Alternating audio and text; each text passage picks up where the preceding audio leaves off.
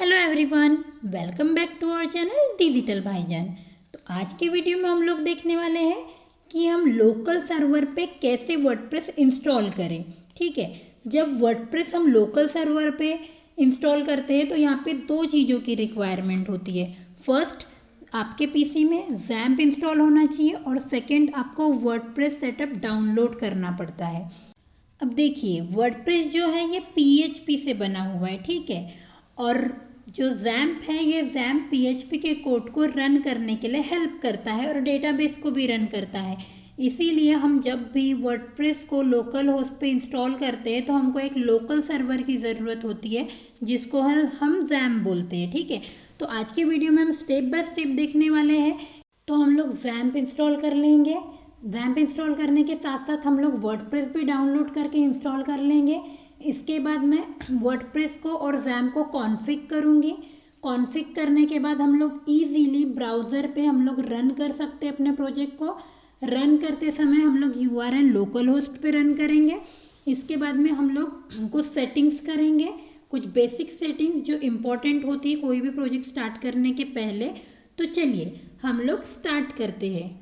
Okay, तो सबसे पहले हम लोग वर्डप्रेस डाउनलोड कर लेते हैं। वर्डप्रेस डाउनलोड करने के लिए हम लोग क्या करेंगे, सिंपली ब्राउज़र में जाएंगे और ब्राउज़र में वर्डप्रेस डाउनलोड करके सर्च कर लेंगे। ठीक है, जैसे हमने सर्च किया आपको पहले लिंक आ रही है wordpress.org की। ठीक है, तो ये डाउनलोड wordpress.org लिखा हुआ है, इस पर मैं क्लिक करूँगी। क्लिक करने के बाद जो भी हमारा अपडेटेड वर्जन है वर्डप्रेस का वो यहाँ पे दिखाई देगा आपको। जैसे वर्डप्रेस का अभी अपडेटेड लेटेस्ट वर्जन है 6.4.2, तो यहाँ पे टैब दिया हुआ है डाउनलोड वर्डप्रेस 6.4.2। तो जैसे आप इस पर क्लिक करेंगे आपका वर्डप्रेस लेटेस्ट वर्जन वाला डाउनलोड हो जाएगा। ठीक है, जब तक वो डाउनलोड होता है मीनवाइल हम लोग देख लेते हैं XAMPP कैसे डाउनलोड करना है। ठीक है, सेम इसके लिए भी हम लोग ब्राउज़र में गए, XAMPP डाउनलोड सर्च किया हम लोगों ने। जैसे ही हमने XAMPP डाउनलोड किया हमारे पास फर्स्ट लिंक आ रही है डाउनलोड XAMPP करके, मैंने इस पर क्लिक कर दिया। क्लिक करने के बाद एज इट इज़ वो हमको वर्जन बता रहा है, PHP के जो XAMPP के वर्जन है वो बता रहा है, और आपके सिस्टम की जो भी कैपेसिटी है लाइक 64 बिट का है या 32 बिट का है, मैक है आपका, विंडो सिस्टम है, लिनक्स सिस्टम है, OS है, जो भी है आपके सिस्टम के हिसाब से आप यहाँ पे जाके, जैसे हम विंडो पे कर रहे हैं तो हम विंडो वाले पे इंस्टॉल करेंगे। आपको 3 वर्जन दिए हुए हैं, आप 3 वर्जन में से कोई भी वर्जन डाउनलोड कर सकते हैं। आप एक काम कीजिएगा, कभी भी एकदम ओल्ड वाला भी मत लीजिए और एकदम लेटेस्ट वाला भी नहीं, आप मिडल वाला सिलेक्ट कीजिएगा। ओके, तो हम लोग कौन सा करते हैं, 8.1.25 वाला विंडो के लिए। अगर आपका लिनक्स है तो आपको यहाँ से इंस्टॉल डाउनलोड करना पड़ेगा, अगर आपका OS है तो आपको यहाँ से दिया हुआ है, आप डाउनलोड कर सकते हैं। तो हम लोग क्या करते हैं 8.1.25 डाउनलोड 64 बिट, इस पर आप क्लिक कर लीजिएगा। मेरे पास ऑलरेडी डाउनलोड है और इंस्टॉल है तो मैं इंस्टॉल नहीं करूँगी। हमारा वर्डप्रेस डाउनलोड कर चुके हैं हम लोग यहाँ पे लेटेस्ट वर्जन, और हमारे पास में XAMPP ऑलरेडी डाउनलोडेड है। ठीक है, तो मैं क्या करूँगी, ये जो मेरा सेटअप है ये डाउनलोड है, इसको मैं कॉपी करूँगी। वर्डप्रेस के सेटअप को मैंने डाउनलोड किया है, अब मैं इसको कॉपी करूँगी और XAMPP के रूट फाइल में डालूँगी। ओके, XAMPP के रूट फाइल में डालूँगी। तो XAMPP की रूट फाइल क्या होती है, सबसे पहले मैं XAMPP फोल्डर में आ गई। XAMPP फोल्डर में आने के बाद यहाँ पे htdoc नाम का एक फ़ोल्डर दिखाई दे रहा है, जो ये रूट फोल्डर होता है XAMPP का। ठीक है, जिसमें सारे वर्डप्रेस के प्रोजेक्ट रहते हैं। ठीक है, तो htdocs फोल्डर में आया और मैंने उसको कॉपी कर दिया। हमारा जो लेटेस्ट वर्डप्रेस का सेटअप हमने डाउनलोड किया था उसको मैंने यहाँ पे कॉपी पेस्ट कर दिया। ठीक है, अब मैं क्या करूँगी, इसको एक्सट्रैक्ट करूँगी। ठीक है, एक्सट्रैक्ट फाइल किया मैंने और एक्सट्रैक्ट करके मैं यहाँ पे इसको रीनेम कर दूँगी। मुझे जो भी प्रोजेक्ट का नाम देना है मैं वो दे दूँगी, लाइक मैंने डेमो प्रोजेक्ट डाल दिया। ओके, डेमो प्रोजेक्ट और ओके कर दूंगी। तो अभी क्या होगा, मेरा जो वर्डप्रेस का हम लोगों ने डाउनलोड किया था वो एक्सट्रैक्ट हो रहा है। ठीक है, किस नाम से, डेमो प्रोजेक्ट नाम से। ठीक है, अब डाउनलोड होने के बाद आप एक बार क्रॉस चेक कर लीजिएगा। मैं इसको ओपन करती हूँ। ओपन करने के बाद में देखिए, ओपन करने के बाद में क्या हुआ है, वर्डप्रेस का एक फोल्डर क्रिएट हुआ है और उसके अंदर सारे फोल्डर्स हैं। तो कभी भी याद रखिएगा, ऐसे नहीं करना है, कभी भी क्रॉस चेक करना पड़ेगा हम लोगों को कि ये एक एरर है, ये प्रोजेक्ट आपका रन नहीं होगा। पहले मैं दिखा देती हूँ कि आपको एरर क्या आएगा। ठीक है, तो हम क्या करेंगे, अभी हमने क्या किया है, जैम्प हमारा इंस्टॉल हो गया है, वर्डप्रेस डाउनलोड हो गया है। वर्डप्रेस को मैंने जैम्प के रूट फोल्डर में रख दिया है। कभी भी यही प्रोसेस फॉलो करते हैं हम लोग, जब भी वर्डप्रेस डाउनलोड होता है वर्डप्रेस का सेटअप हम लोग रूट फोल्डर में रखते हैं और हम लोग अब इसको रन करेंगे। ठीक है, रन करने के लिए ब्राउज़र पे हम लोग जाएंगे। ब्राउज़र पे जाने के बाद हम सर्च करेंगे लोकल होस्ट स्लैश, प्रोजेक्ट का नाम क्या है हमारे, डेमो प्रोजेक्ट। बट देखिए यहाँ थोड़ा मेरा स्पेलिंग रॉन्ग हो गया है, मैं इसको प्रोजेक्ट, ओके, और मैं इसको कॉपी कर लेती हूँ। ठीक है, लोकल होस्ट डेमो प्रोजेक्ट, जैसे ही मैंने सर्च किया देखिए यहाँ पे एक एरर आ रही है, क्या, local host slash demo project हमने जो URL रन किया है तो यहाँ पे एक एरर आ रही है, this site can't be reach. अब ये एरर क्यों आई है, ये एरर इसलिए आई है क्योंकि हमने जैम्प को स्टार्ट नहीं किया है। सबसे पहले मैंने आपको पहले ही बताया था कि वर्डप्रेस को रन करने के लिए हमको लोकल सर्वर की रिक्वायरमेंट होती है और लोकल सर्वर क्या है हमारा, जैम्प है, और जैम्प को इसके लिए स्टार्ट करना पड़ता है। तो हम क्या करेंगे, फिर से जाएंगे जैम्प में, हमारे जैम्प में जाने के बाद में हम लोग स्क्रॉल करेंगे और यहाँ पे आपको दिखाई दे रहा है जैम्प कंट्रोल करके दिखाई दे रहा है। ठीक है, इसको आप डबल क्लिक करके ओपन कर देंगे। ओपन करने के बाद ऐसा एक आपके पास पॉपअप आ जाता है। ठीक है, पॉपअप जिसमें अपाची और माइस्क्वेल जो है इसको आपको स्टार्ट करना पड़ता है, अपाची एंड माइस्क्वेल, इसको आपने स्टार्ट कर दिया।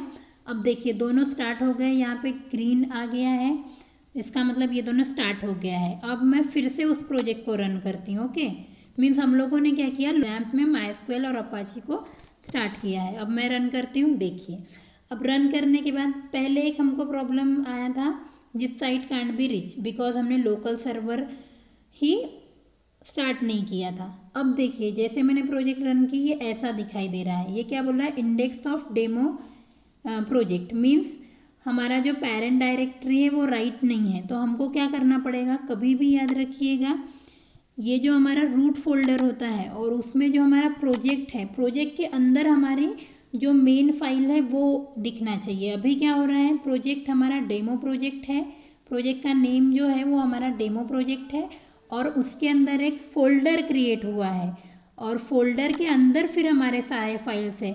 ऐसा कभी भी नहीं होना चाहिए, मेन फोल्डर के अंदर ही सारे फाइल्स होने चाहिए। तो मैं इसको कॉपी कर लेती हूँ, कट करके मेन फोल्डर जो है हमारा डेमो प्रोजेक्ट यहाँ पे पेस्ट कर देती हूँ। ठीक है, जैसे हमने पेस्ट किया, हमारा जो मेन फोल्डर है डेमो प्रोजेक्ट, उसके अंदर हमारे सारे फाइल्स आ गए। ठीक है, अब मैं फिर से इसको रन करती हूँ। देखिए हमने जैसे ही रन किया, हमने सारी फाइल मेन फोल्डर में लेके आई। अब हमारा प्रॉपर रन हो रहा है। अब ये वर्डप्रेस इंस्टॉलेशन के लिए बोल रहा है। ठीक है, तो अब ये है वर्डप्रेस इंस्टॉलेशन। सबसे पहले यहाँ पे लैंग्वेज पूछ रहा है, तो हम लोग इंग्लिश लैंग्वेज सिलेक्ट कर लेते हैं। इसके बाद यहाँ पे एक नोटिफिकेशन दिया है, welcome to WordPress, before getting started you will need to know the following items. वो बोल रहा है आपको कुछ आप स्टार्ट करने के पहले आपको इस चीज़ों की रिक्वायरमेंट होंगी। सबसे पहले डेटाबेस का name, user name and password. Database host तो लोकल होस्ट ही रहेगा क्योंकि हम लोकल सर्वर पे कर रहे हैं और इसका प्रीफिक्स WP ही होता है। तो सबसे पहले हमारे पास डेटाबेस का नेम है क्या, मैंने आपको बोला था वर्डप्रेस को रन करने के लिए जैम्प सर्वर की रिक्वायरमेंट होती है और हमको डेटाबेस क्रिएट करना पड़ता है। तो हमने डेटाबेस क्रिएट किए हैं, नहीं किए हम लोगों ने, तो हमको सबसे पहले डेटाबेस क्रिएट करना पड़ेगा। इसके लिए हम लोग क्या करेंगे, MySQL के एडमिन में जाएंगे डेटाबेस क्रिएट करने के लिए। Okay,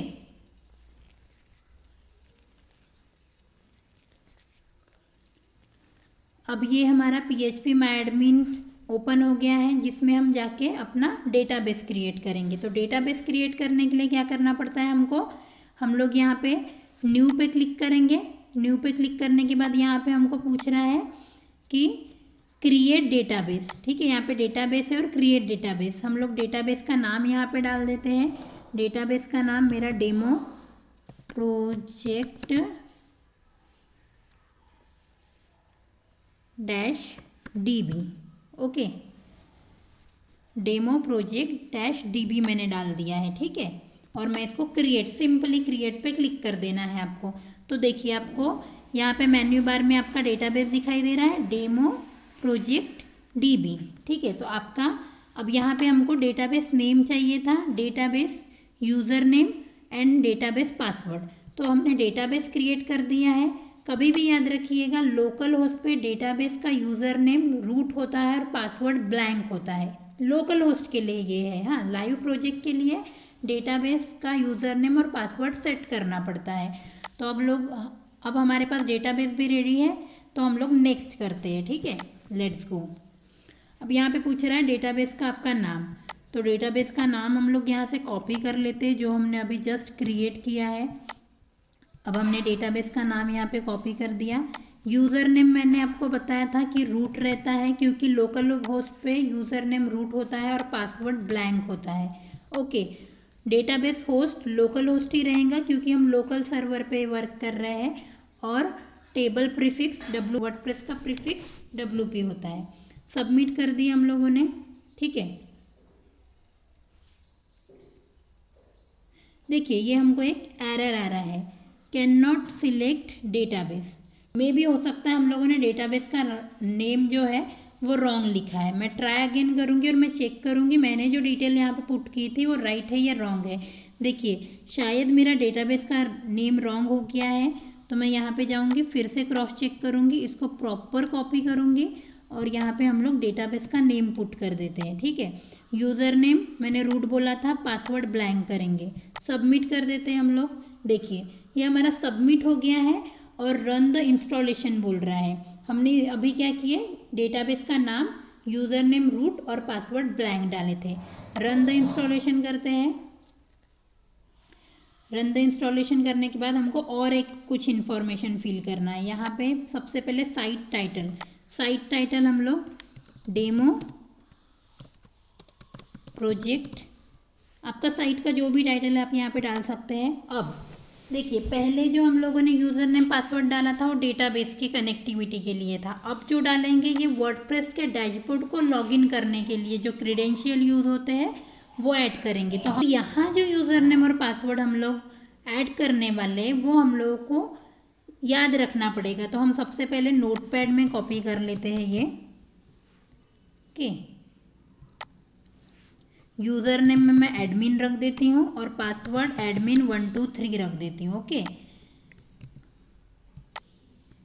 admin and password 123। Okay, confirm use the week password पे क्लिक कर लीजिए, क्योंकि हमने पासवर्ड बहुत ही नॉर्मल सा रखा हुआ है, इसलिए हमको इस पर क्लिक करना पड़ेगा। ठीक है, इसके बाद आप यहाँ पे बैकअप के लिए कोई भी अपनी मेल आईडी डाल सकते हैं, सो दैट कभी भी कोई भी प्रॉब्लम हो तो आप पासवर्ड रीसेट कर सकते हैं ईमेल आईडी के थ्रू। ठीक है, test12@gmail.com मैंने डाल दिया और यहाँ पे आपको दिखाई दे रहा है इंस्टॉल वर्डप्रेस। मैंने इंस्टॉल वर्डप्रेस पे क्लिक किया।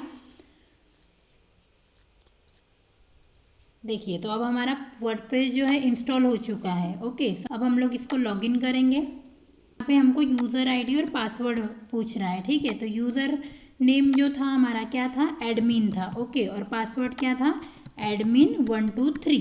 ठीक है, तो अभी हमारा वर्डप्रेस का डैशबोर्ड ओपन हो गया है।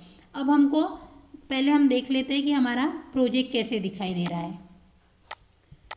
तो ये बेसिक डिफ़ॉल्ट पेज है अपने वर्डप्रेस का। हम लोग कुछ जनरल सेटिंग्स देख लेते हैं। तो सबसे पहले हम सेटिंग्स में जाएंगे और यहाँ जनरल में जाएंगे। ठीक है, जनरल में जाने के बाद अगर आपको आपके वेबसाइट का टाइटल चेंज करना है तो आप यहाँ से साइट टाइटल में जाके आप यहाँ से अपना टाइटल चेंज कर सकते हैं। अगर आपके प्रोजेक्ट की कोई टैगलाइन है तो आप टैगलाइन यहाँ पे सेट कर सकते हैं। इसके बाद में आपका URL तो यहाँ पे है एज इट इज़। इसके बाद में यहाँ पे एडमिन की अगर आईडी ईमेल आईडी चेंज करना है आप यहाँ से चेंज कर सकते हैं। ओके, उसके बाद में आपको जो है यहाँ से टाइम जोन सिलेक्ट करना पड़ता है आपकी कंट्री के हिसाब से, और जो फॉर्मेट है डेट फॉर्मेट भी यहीं से सिलेक्ट करना पड़ता है। ये सब हो जाने के बाद में आप सेव चेंजेस पे क्लिक करेंगे तो आपने जो भी सेट किया है वो सेटिंग सेव हो जाएंगी। ठीक है, इसके अलावा आपका मोस्ट इम्पॉर्टेंट है, कभी कभी कुछ एरर्स आते हैं जिस एरर्स की वजह से आपके इंटरनल पेज प्रोजेक्ट के ओपन नहीं होते, इसलिए हम लोग को सेटिंग में परमालिंक में जाके आपको एक परमालिंक सेट करना पड़ता है। देखिए आपको ये जो यहाँ पे पोस्ट नेम है ये परमालिंक सेट कर दीजिएगा, बेसिक ही है ये। परमालिंक में जाके पोस्ट नेम वाली परमालिंक सेट करके सेव चेंजेस कर दीजिएगा। ओके, होप सो आपको समझ में आया होगा। Thank you for the watching. अगर आपको वीडियो पसंद आया है तो लाइक करो, शेयर करो और सब्सक्राइब करो।